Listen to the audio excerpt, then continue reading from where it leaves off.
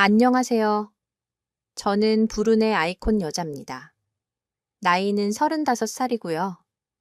이 채널은 저를 매일 위로해주고 웃게 해주었던 곳입니다. 그래서 용기 내서 사연을 쓰게 되었어요. 사랑에 빠져 남편과 결혼을 했지만 이렇게 제가 이혼을 하게 될 줄은 상상도 못했습니다. 저의 파란만장한 이혼 스토리 들어보시겠어요? 일단 남편과의 만남은 2년 전 기억을 되돌아가야 해요. 저는 강아지를 참 좋아해서 어릴 때부터 키우고 있었습니다. 그래서 강아지 삐뽀와 산책을 자주 갑니다. 그런데 집 앞 산책을 하다가 제가 잠깐 한눈판 사이에 강아지가 사라진 거예요. 정말 그때만 생각하면 가슴이 철렁 가라앉습니다. 어쨌든 그렇게 20분 넘게 주변을 샅샅이 뒤졌지만 나오지 않았어요. 그때 한 남자가 저에게 다가왔습니다. 그것도 삐뽀를 데리고 말이죠. 저는 삐뽀를 보자마자 엉엉 울었어요. 그때 그 남자가 지금의 남편이 될 줄은 상상도 못했습니다. 안녕하세요. 혹시 이 강아지 주인이신가요? 어머, 삐뽀야, 히히. 네, 네. 아, 너무 감사해요. 이 은혜를 어떻게 갚아야 하죠? 걱정 많이 하셨겠네요. 저도 강아지를 키우는데 갑자기 이 친구가 제 강아지 옆에 붙어서 걷더라고요. 저도 주인을 찾아드리려고 계속 헤맸어요. 저도 강아지 잃어버린 적 있어서 그 마음 알거든요. 놀라셨죠? 당시 남편의 첫인상은 참 따뜻했습니다. 다정한 말투, 그리고 배려심 깊은 마음까지 하나부터 열까지 마음에 쏙 들었죠. 그날 이후 너무 감사한 마음에 저는 밥을 대접하고 싶었어요. 그것이 남편과의 정식 첫 만남이었습니다. 다행히 남편은 기분 좋게 그날 하루 저와 시간을 보내게 되었고, 관심사가 비슷한 저희는 자연스럽게 동네 친구가 되었죠. 그때부터 저는 오빠와 자주 만나게 되었고, 자연스럽게 연인으로 발전하게 되었습니다. 당시 3살 차이가 나는 남편은 작은 액세서리 사업을 하고 있었습니다. 하지만 그 가게는 뚜렷한 단골 손님도 없고 인기도 그다지 없었어요. 하지만 늘 디자인을 연구하면서 열심히 시장 조사를 하는 모습이 존경스러웠습니다. 늘 오빠는 자신의 일에 자부심을 느끼는 사람이었죠. 저는 그 모습에 늘 반했습니다. 오빠, 오늘도 야근해. 응응. 늘 그렇지, 뭐 애구 고생이 많다. 오늘은 장사 어땠어? 똑같았어. 왜 사람들은 내가 디자인한 목걸이는 관심이 없는 걸까? 어머, 무슨 소리 나야? 내가 오빠의 유일한 단골 손님. 나 말고 또 필요해. 내가 소라 덕분에 웃는다. 오빠, 그래 웃으니까 얼마나 좋아. 힘내. 그리고 오빠, 우리 결혼하자. 뭐라고 저는 그야말로 저돌적인 여자였습니다. 연애 7개월 만에 결혼을 결심하게 되었으니까요. 주변 친구들은 너무 섣불리 결정하는 거라 걱정이 많았지만 저는 확신이 있었습니다. 또 오빠가 아직 자리는 잡지 못했지만 전 오빠에 대한 확신이 있었거든요. 그때 확신을 말로 표현할 수는 없지만 무척 강하고 뚜렷했어요. 그런데 지금 생각해보면 정말 섣부른 판단이었구나. 사람 하나만 보고 결혼한다고 했었는데 잘못 봤구나 싶습니다. 지금 생각하니 결혼 전에 제가 얼마나 어리석은 사람이었는지 깨닫게 되었죠. 그리고 저는 당시에 어린이집 교사를 하고 있었어요. 물론 결혼하면서 지금은 퇴사했습니다. 저는 아이들을 만나 일하는 매일이 행복했고 즐거웠어요. 직업에 대한 자부심도 컸고요. 하지만 그런 저의 자존심을 건드리는 건 다름 아닌 남편이었어요. 결혼하고 2개월이 딱 지나고 나니 사람이 돌변하더라고요. 소라야, 너 이직할 수 없냐? 무슨 소리야? 아니, 또 일. 뭔 놈의 일이 그렇게 많냐? 어린이집 주제에 또 그 소리야? 아이들 활동 수업 때문에 어쩔 수 없다고 했잖아. 딱 한 달만 고생하면 돼. 내가 요즘 야근이 많았지. 우리 오빠, 내가 맛있는 제육볶음 해줄게. 아니, 늦게 오는 것도 오는 건데 집안일을 너무 신경 안 쓰는 것 같아서. 그렇지. 집에 딱 들어왔을 때 청소가 되어 있으면 얼마나 좋냐. 친구 경식이 알지? 경식이 와이프는 청소를 그렇게 잘한단다. 넌 결혼하기 전에는 엄청 깔끔하더니 요즘 왜 그러냐? 오빠 내가 더러운 게 아니라 오빠가 너무 깔끔한 거야. 진짜 이것보다 더 어떻게 청소를 해 맞습니다. 제 남편은 극도로 예민한 깔끔쟁이였어요. 물론 깨끗하게 잘해놓고 사는 건 좋습니다. 그런데요, 제 남편은 그게 너무 심했어요. 야, 이것 좀 봐. 여기 TV 위에 먼지 안 보여. 그리고 냉장고 음식들도 택배 오면 정리 좀 하라고 했잖아. 넌 왜 이렇게 말을 안 듣냐? 아니, 오빠 이게 먼지라고. 그리고 냉장고 정리를 이것보다 더 어떻게 깔끔하게 해. 제가 진짜로 친구들 사이에서도 꽤 규칙적이고 깔끔한 편입니다. 누가 봐도 객관적으로 저는 집안 정리정돈을 잘하는 편이라는 말이죠. 연애할 때와 결혼할 때가 다르다고 하는데 정말이지 남편은 너무하다 싶을 정도로 깔끔을 떨었어요. 아니, 오빠 나 진지해. 오빠 이 정도로 내가 하는 집안일에 불만스러우면 정말 정신과라도 가봐야 하는 거 아냐? 이거 강박이야. 강박? 뭐, 야, 말도 안 되는 소리로 생사람 잡지 마. 괜히 째내니까 나한테 떠넘기냐. 아니, 그리고 말은 바로 하자. 오빠가 그렇게 답답하면 오빠가 청소해. 그럼 나는 뭐 집에서 먹고 놀아 아니잖아. 요즘 부부들 다들 맞벌이 하면서 얼마나 가사 분담 잘하는데 솔직히 내가 집안일 70% 이상은 하잖아.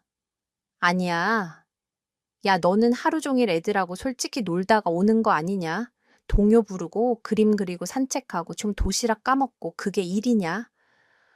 나는 가게 영업하면 온라인 사업도 하는데 혼자 이걸 다 하는 게 얼마나 스트레스인지 몰라서. 그래, 오빠는 정말 말이 안 통하는 사람이었습니다. 그리고 대화할 때 부드럽게 말하는 편이 아니라 늘 저에게 잔소리 아니면 을박지르기 일쑤였죠. 처음 저와 만났을 때 그 모습은 온데간데 없이 사라지고 없었습니다. 사실 제가 결혼하고 난 후 가장 걱정되었던 건 바로 친정이었어요. 왜냐하면 저는 무남동녀 외동딸이에요. 그래서 어릴 때부터 사랑을 독차지했고 정말 끔찍하게 아빠는 저를 아끼셨어요. 사실 남편과 결혼을 서둘렀을 때도 가장 걱정을 많이 해주셨지만 아빠는 그래도 저를 믿어주셨거든요. 그런데 이렇게 삐그덕삐그덕 살고 있는 게 정말 죄송했어요. 아빠는 하루에 꼭 한 번 전화를 주셨어요. 오, 그래, 소라야. 점심 먹었냐? 은근 아빠는 회사 사람들이랑 먹었지. 나 이제 혼밥 안 하려고 그런다. 그래, 그래. 요즘 젊은 사람들하고 밥 먹으면서 분위기 좀 배워. 근데 사장님은 가끔은 빠져주는 것도 좋아. 대신 개인카드 딱 쥐어주면서 알겠지. 그게 최고야. 그래, 알지, 알지. 우리 소라 덕분에 지고 빠지는 건 내가 제대로 알지. 그나저나 박서방이랑은 잘 지내니? 응? 당연하지, 걱정 마요. 근데 박서방은 어쩜 그렇게 전화가 없니? 왜 이 박서방한테 내색하지는 말아라. 아니, 얼마 전에 박서방이 우리 회사에 찾아왔었어. 어, 무슨 일로 요즘 사업 힘들다면서 돈 좀 빌려달라고 해서 내가 좀 빌려줬어. 소라야, 이 아빠가 능력이 되니까. 괜찮다. 너 아내가 너무 이러쿵저러쿵 아는 척하면서 잔소리하는 것도 좀 그래. 이번에는 아빠 말 믿어. 아무튼 큰 돈은 아니고 한 500만 원 해줬으니까 옆에서 잘 지켜봐라. 내조도 좀 잘해주고 나한테는 말도 안 하고 아빠 찾아왔단 말이야. 나한테 얘기를 하지. 아빠 정말 고마워. 그리고 미안해. 일단 그 돈 어떻게 썼는지는 좀 알아봐야겠다. 응? 그래. 절대 아는 척하지 말고. 알겠지, 응. 알았어. 아빠 걱정하지 마세요. 아빠는 제가 13살 때 재혼을 하셨어요. 평생 백화점에 물건을 판매하는 납품 일을 하셨는데 꽤 업계에서 소문이 나 있는 분이셨습니다. 아빠는 늘 외동딸 걱정에 잠 못 이루셨지만 다행히 재혼한 새엄마의 내조 덕분에 그 이후로 조금씩 사업 쪽에 집중하실 수 있었어요. 그리고 지금은 지방에 공장이 2개나 있을 정도로 사업이 커졌습니다. 7년 만에 고속 승진을 하셔서 사장님까지 올라오셨고요. 저는 그래서 늘 아빠를 보면서 존경했고 아빠와 닮은 남편을 만나고 싶었습니다. 결혼 초 남편은 일에서 계속 자리를 잡지 못했어요. 그런데 아빠 사업에는 늘 관심이 많았어요. 그리고 나 몰래 500만 원이라는 돈까지 빌렸다고 생각하니 뭔가 괘씸하면서도 좀 걱정이 되었습니다. 오빠 나랑 좀 얘기 좀 해. 졸려 무슨 이야기인데? 흐흐, 나 오늘 일찍 잘 거야. 아니, 잠깐이면 돼, 오빠. 요즘 돈 필요해. 많이 힘들어. 갑자기 이게 무슨 말이냐? 또 시비 거는 거냐? 500만 원 어디에 썼어? 아버님이 말씀하셨어. 비밀 지켜주신다더니. 짜증나네, 오빠. 지금 그게 문제야. 그래, 빌렸다고 하자. 그럼 그 전에 나한테 상의는 해야 할 거 아냐. 내가 아무것도 모르고 있는 게 말이 돼. 아빠한테 이야기를 전해 듣게 만들면 어쩌란 말이야. 급하게 필요해서 썼다 갚을 거니까. 생색내지 마, 오빠. 이건 생색이 아니라 아내로서 진지하게 말하는 거야. 절대 우리 아빠한테 다시는 돈 빌리지 마. 너무 힘들면 내가 말씀드릴게. 절대 몰래 혼자 가서 우리 아빠 곤란하게 하지 말아줘. 부탁할게. 야, 내가 뭐 죽을 죄를 지었냐? 왜 이리 호들갑이야? 우리 엄마가 필요하다고 해서 좀 급하게 빌렸어. 솔직히 우리 급하게 결혼하면서 예물 같은 거 생각했잖아. 여유되는 집안이 이 정도 도와줄 수 있는 거 아냐? 도와줄 수는 있는데 이런 방식은 아냐. 진짜 피곤하게 구네. 아, 몰라. 나 먼저 잔다. 여자의 촉이 무섭잖아요. 저는 사실 예상은 했습니다. 왠지 시모가 시켰을 것 같았거든요. 왜냐하면 결혼하기 전부터 시모는 집안일에 참 관심이 많으셨어요.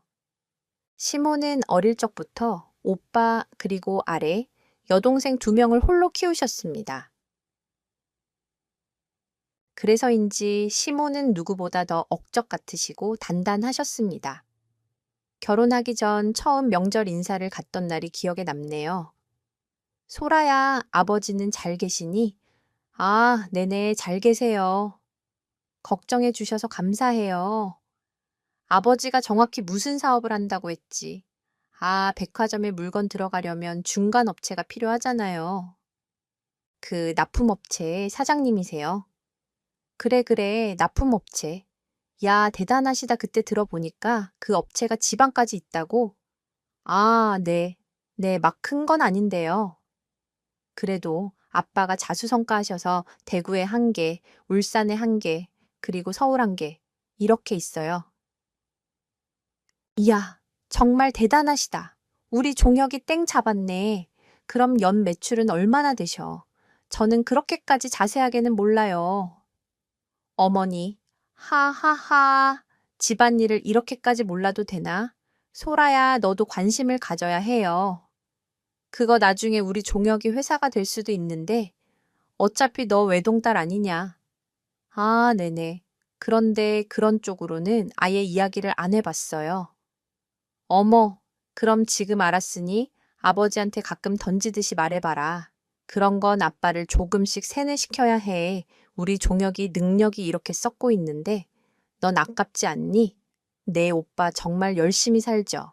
그런데 세뇌란요. 아빠 아직도 정정하시고 아무 문제 없이 일하고 계세요.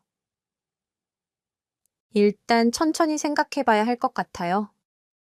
엄마, 기다려봐. 내가 누구야? 사장님 아들 소리 듣게 해줄게. 어때, 우리 소라? 내가 잘 잡았지? 그래, 그래. 나도 사장 아들 덕 좀 보자. 자고로 돈이 있어야 얘 소라야. 내가 너무 속물 같겠지만 또 살아가다 보면 그게 아니란다. 돈이 있어야 구김살도 없이 잘 살 수 있는 거야. 아이고, 우리 복덩이 소라 우리 며느리 최고다. 아, 근데 미리 말씀드리면 저는 아빠 사업을 물려받거나 유산을 물려받을 생각은 없어요. 뭐, 그게 무슨 말이냐? 저희 아버지가 워낙 기부, 이런 쪽에 관심이 많으셔서요. 뭐 기부, 그런 것도 하셔. 어머, 그럼 기부하실 거면 그 돈으로 우리 종혁이 사업에 돈 좀 보태달라고 하면 안 되냐? 어머, 농담이야. 예, 일단은 종혁이 스스로 한번 커봐야지. 그래도 아버님께 종적 말씀 좀 잘 전해드려라. 알겠지?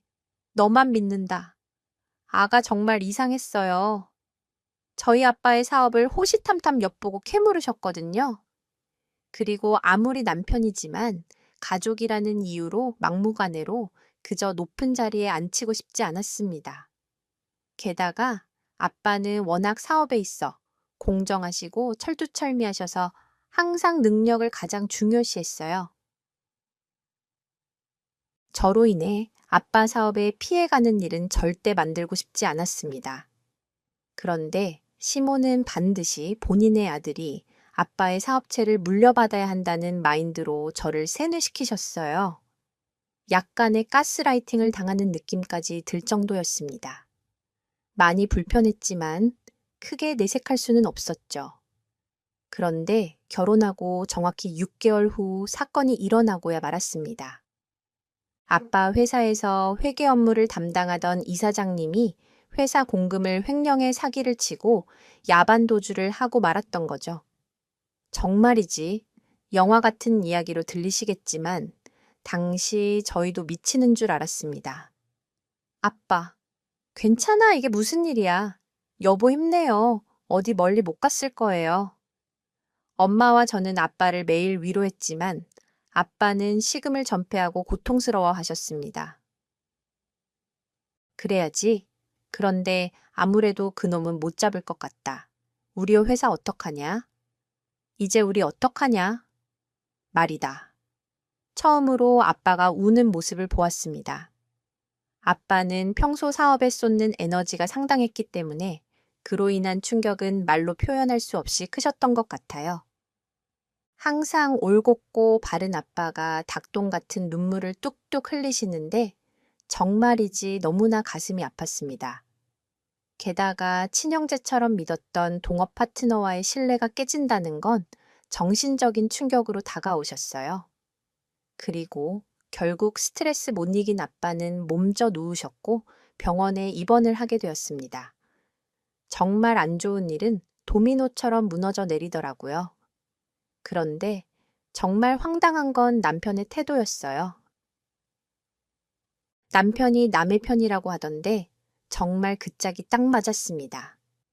병원에 누워 계시는 아빠를 돌보기 위해 저는 퇴근하고 집에 가지 않고 아빠에게 늘 갔어요.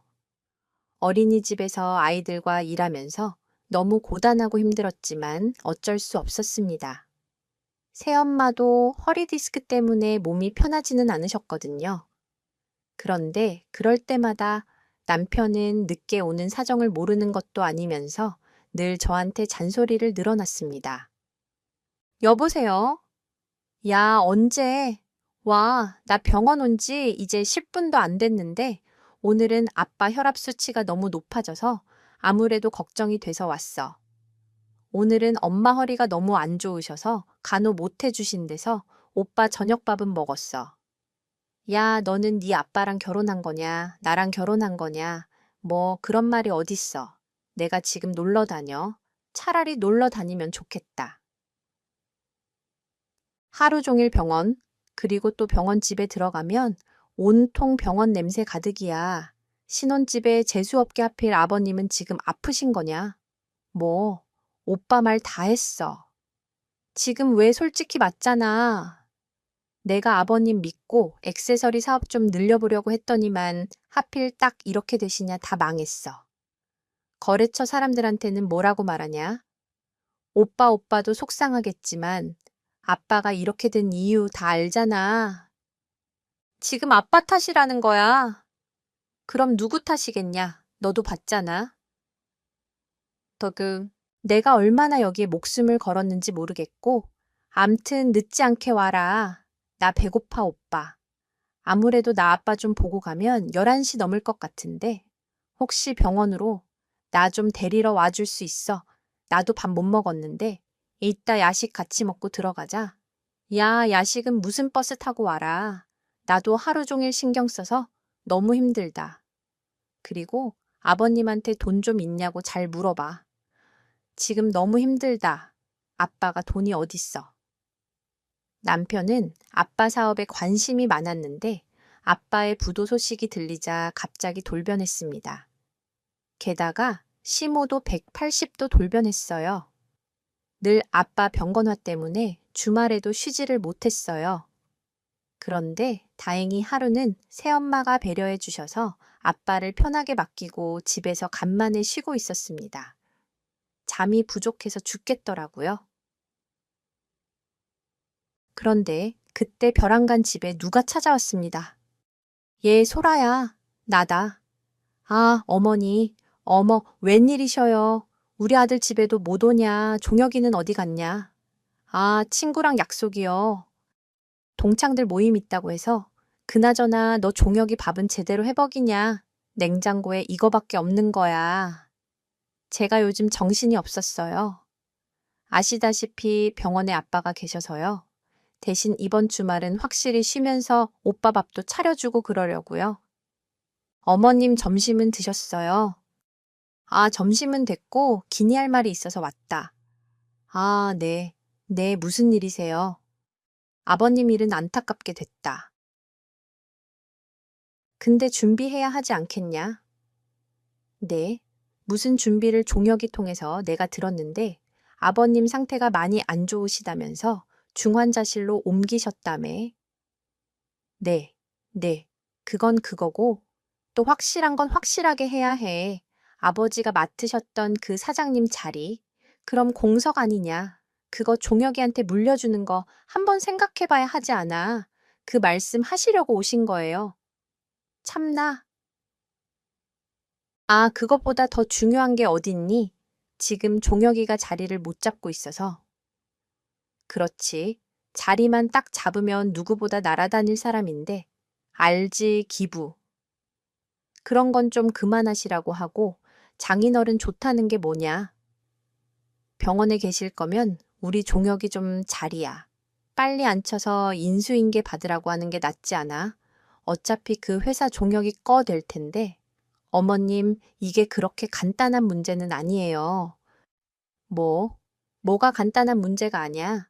너가 몰라서 그래 자고로 여자가 너무 남자들이 하는 일에 그렇게 관여하면 안 돼. 앞길 막는 거야. 암튼 지금이 딱 좋을 것 같아. 아버님도 누워 계시고 딱 이때. 우리 존경이가 성과를 보이면 회사 사람들도 믿어주지 않겠어. 그리고 뭐 사실 유에서 곧 받을 텐데 뭐 깊게 고민하고 생각해서 다시 말씀드릴게요. 그리고 지금 제 아빠 상황에 그런 이야기를 드리는 게 너무 마음이 아파서요. 조금만 더 기다려 주세요. 시간 많이는 못 줘. 한 달 안에 끝내라 알겠냐. 시모의 태도는 정말 어이없고 황당했어요. 무슨 회사를 맡겨놓은 것 마냥 행동했습니다. 그리고 3개월 후 정말 하늘이 무너지는 일이 생겼어요. 에이. 늘 무기력하셨던 아빠는 결국 오랫동안 우울증 약을 복용하시다가 갑자기 돌아가셨습니다. 하늘이 무너져 내리는 게 이런 기분이구나. 뼈저리게 알게 되었습니다. 코로나 시국이라 장례식도 간소하게 치루었어요. 남편은 장을 치르는 동안 없었습니다. 왜냐고요? 게다가 시댁 식구들도 끝까지 장례에 오지 않으셨어요. 오빠 바로 아래, 여동생이 2달 뒤에 결혼식을 앞두고 있었거든요. 여보세요. 나다. 장사 잘 치르고 있냐? 아유, 니네 집은 매번 이렇게 민폐냐? 아버지 그렇게 사업망하더니 우리 종혁이도 자리를 못 잡았지. 게다가 갑자기 이렇게 돌아가시고. 아유, 좀 있으면 유진이 결혼인 거 알지? 진짜 결혼 앞두고 이러면 어떡하지? 재수 없게 진짜. 아, 종혁이도 사실 너 옆에 보내려고 했는데 아무래도 찜찜해서 내가 가지 말라고 했다. 결혼식 앞두고 그런 데 가는 거 아니야. 알겠냐? 너무 서운해하지 말고 혼자 잘 치르고 최대한 종혁이는 간단한 일만 시키도록 해. 괜히 재수 없으니까 알겠냐? 어차피 좋은 게 좋은 거라고. 일단은 유진이 결혼식에 더 집중해야지. 뭐? 어머님, 제가 어제 오늘은 계속 정신이 없어서 말을 못 드렸는데요. 지금 말 다 하셨어요. 아니, 종혁이 오빠 제 남편 아닌가요? 어떻게 이런 상황에 유진이 결혼식이라면서 오빠도 안 올 수 있나요? 진짜 너무 하시는 거 아닌가요? 종혁이는 내 아들이자 유진이 오빠이기도 해. 결혼식 때 유진이 손잡고 들어가야 하는데 결혼식 재수 없어지면 너가 책임질 거야. 어휴, 재수 없어. 암튼 빨리 끝내고 올라와라. 종혁이한테 너무 뭐라 하지 말고 마지막 날 마음을 추스리고 집에 돌아가려는데 시모가 끝까지 이런 말도 안 되는 무논리를 펼치면서 저를 나무라셨습니다. 정말 서운하고 눈물이 나더라고요. 그리고 더 가관인 건 남편의 태도였습니다. 다음 날 조금 정신을 차리고 눈을 떴는데 버젓이 거실에 앉아 하하호호 남편이 친구와 통화하는 걸 듣게 되었습니다. 그러니까 대박이지 뭐 장인어른이 어쩜 이렇게 나이스 타이밍에 돌아가셨지? 그러니까 그래 뭐 이제는 사장 자리는 내 거지 뭐 소라 어차피 외동딸이야. 어 어차피 사장이 뭐 자리 채우려고 앉아 있는 자리인데 뭐 그리고 이 집안이 좀 유별나 기부 같은 걸 꽤 많이 하거든. 참 도대체 얼굴도 모르는 남한테 돈을 왜 주는 건지 이해가 안 되네. 그 돈으로 돈을 더 벌겠다. 암튼 그래서 나 사장 되면 너도 슬슬 사장 마누라 될 준비해. 장인어른이 그나마 돈이 있으니 결혼했지. 내가 지금 마누라 뭐 보고 결혼했겠어. 어서 사업체 물려받고 나도 슬슬 내 살 길 알아봐야지. 자기랑 결혼하려면 나 진지하게 이혼도 생각하고 있어. 그러니까 이 오빠만 믿어 알겠지. 암튼 나 이제 서울 올라갈 거야. 내일 보자 자기야. 네, 맞습니다. 우라질 놈의 남편은 알고 보니 저 몰래 바람을 피고 있었어요. 진짜 손이 떨리고 다리가 후덜덜 떨렸습니다. 저는 정신을 똑바로 차리려고 노력했어요. 그리고 물증이 필요했어요. 보란 듯이 증거를 잡아 족치고 싶었습니다. 그리고 그 순간 알았어요. 저 남자와는 더 이상 못 살겠다는 사실을 말이죠. 도저히 소름이 끼치고 울화가 치밀어서 같이 살 힘이 없었습니다. 저는 매일 오빠의 카톡, 그리고 전화 목록을 다 캡처해 두었어요. 생각보다 허술한 사람이라 모두 그대로 있었습니다. 오빠, 내일 저녁 먹자 간만에 외식. 나 약속 있어.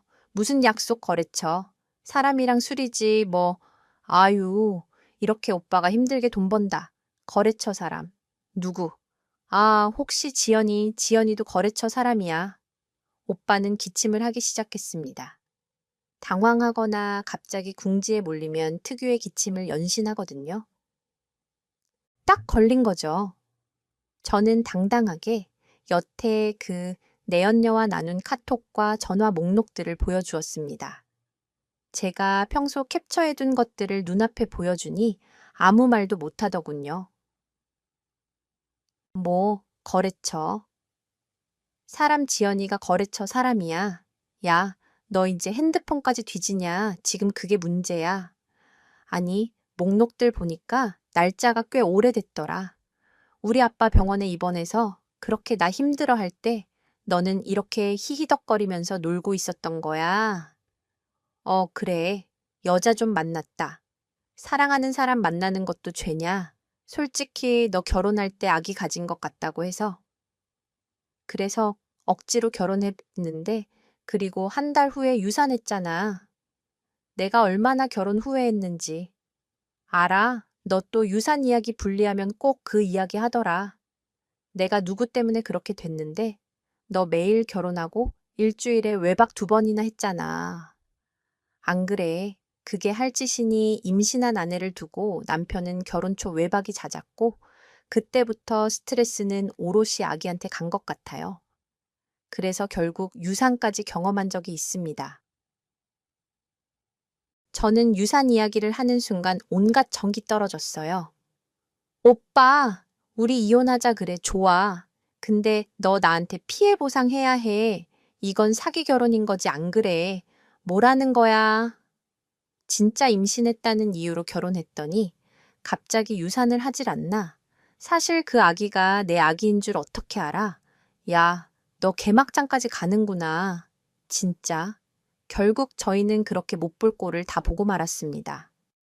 사랑했던 두 사람이 이렇게까지 나락으로 떨어질 수 있구나 생각했죠. 그렇게 저희는 이혼 전 별거를 하기로 했습니다. 남편이 아버지 유산 중에 일부를 주지 않으면 절대 이혼을 안 한다는 게 그 이유였죠. 끝까지 돈밖에 모르는 남편이었습니다. 정말 눈물이 났습니다. 제 곁에는 아무도 없었거든요. 그리고 사실상 저희는 이혼을 했습니다.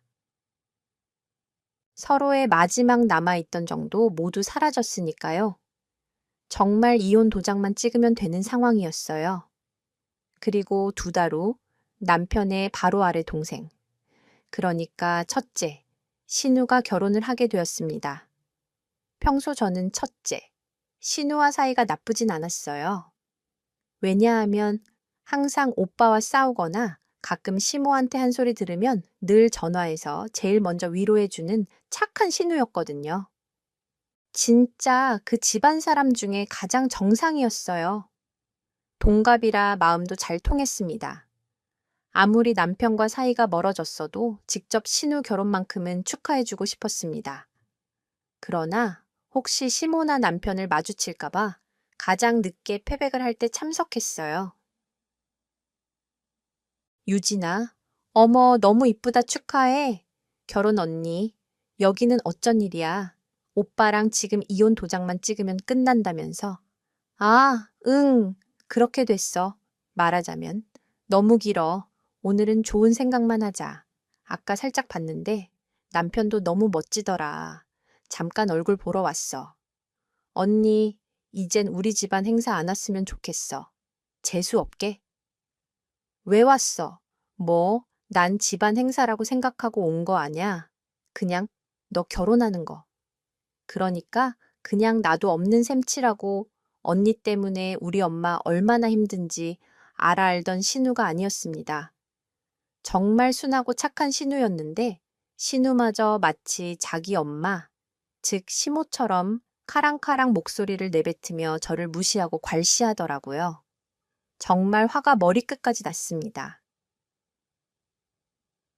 야, 너 이유진, 너 정말 너무한 거 아냐? 내가 너 결혼식이라고 찾아왔는데 이렇게. 야, 너 뭐야? 너 진짜 눈치가 없는 거냐? 이윽고 시모가 버럭 화를 내며 패백실에 들어오셨습니다. 너는 왜 여기 쪽팔리게 찾아와서 난리냐? 결혼식 날 좋은 날에 하필 어머님. 지금 누가 할 소리를 하시나요? 댁의 아들 바람핀 건 아세요? 종혁 오빠요. 저한테 위자료 주고 알거지 될 거예요. 그렇게 알고 계세요. 야, 너 실체를 알고 나니 종혁이도 그렇게 변한 거지. 처음부터 그랬겠냐? 오죽하면, 응, 다른 여자한테 마음이 갔겠냐? 오죽하면 그랬겠냐고. 어머님, 제발 정신 좀 차리세요. 오빠요. 바람 피고 당당하게 돈 쓰고 다녔어요. 저희 아빠 아프신데도 혼자 놀러 다녔다고요. 다른 여자랑 눈 맞았다고요. 그래서 저 이제 이혼 도장 찍으려고요. 저한테 500만 원 그건 제대로 이자까지 해서 갚아주세요. 네, 잘 됐네. 잘 됐어. 내가 바라던 바다 대신에 너 사기 결혼한 거는 제대로 확실히 보상하고 이혼해라. 알겠냐? 무슨 사기 결혼이요? 제가 지금 뒤통수 맞은 건데 너네 그 아버지와 회사 내가 좀 알아봤더니 매출도 요즘 점점 떨어지고 있고 게다가 대구에 있는 사업체는 거의 문 닫을 판이던데 이게 사기 결혼 아니고 뭐냐. 엄청난 사업하는 집안인 줄 알았더니 개뿔도 없는 집안이었잖아. 안 그래. 너 있는 대로 잘난 척 하더니 갈 때 가더라도 우리 종혁이 자리 하나는 주고 헤어지라고. 그게 그래도 아내 된 사람으로서 마지막 돌이다. 너 때문에 종혁이 결혼하고 신혼생활도 제대로 못 즐겼는데 그 시간은 어떻게 보상할 거야? 오죽하면 다른 여자에게 눈길이 갔겠냐? 스스로 거울도 좀 보고 꾸미고 너 꼬라지 보고 어느 남편이 좋아하겠냐? 어머님, 지금 말 다 하셨어요. 저는 참을 수가 없었습니다. 제 욕은 참을 수 있었지만 아빠, 그리고 아빠 회사 욕을 하는 건 용납할 수 없었어요. 얼마나 힘들게 회사를 세우셨는지 저는 다 알고 있거든요. 어머님, 아들 교육이나 제대로 하세요. 이 순하고 순한 신우도 이렇게 변한 거 보니 어머님 자식들 조종하고 계시는 것 같은데 정신 차리세요. 뭐 이거사이윽고 시모는 갑자기 제 머리끄댕이를 잡으셨어요. 패백실에 도와주시는 이모님들이 들어오시든지 말든지 저를 이리저리 끌고 다니면서 분풀이를 하셨습니다. 저 역시 가만히 있지는 않았어요. 어머님 한복 치마를 손톱으로 찢어버렸습니다. 그야말로 한순간에 아수라장이 되고 말았어요. 이러려고 결혼식에 간 게 아닌데, 이러려고 결혼을 한 게 아닌데, 정말 제 인생은 왜 이렇게 꼬이는 건지 알 수 없었습니다. 눈물이 펑펑 쏟아졌어요. 그렇게 한참 싸우다가 결국 저는 힘이 다 빠진 채 가까스로 결혼식장을 빠져나왔습니다.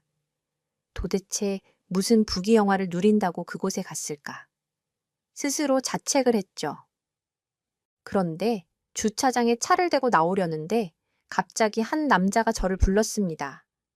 저기 너 소라 아니야? 네, 저를 아세요. 왜 이래 어색하게 나 몰라? 나 박상철 너 이럴 거야. 어머나 오빠, 여기 웬일이야? 머리 스타일, 옷 스타일이 완전 달라져서 못 따라봤어 그런가? 좀 달라졌지. 오빠, 그나저나 여기 웬일이야?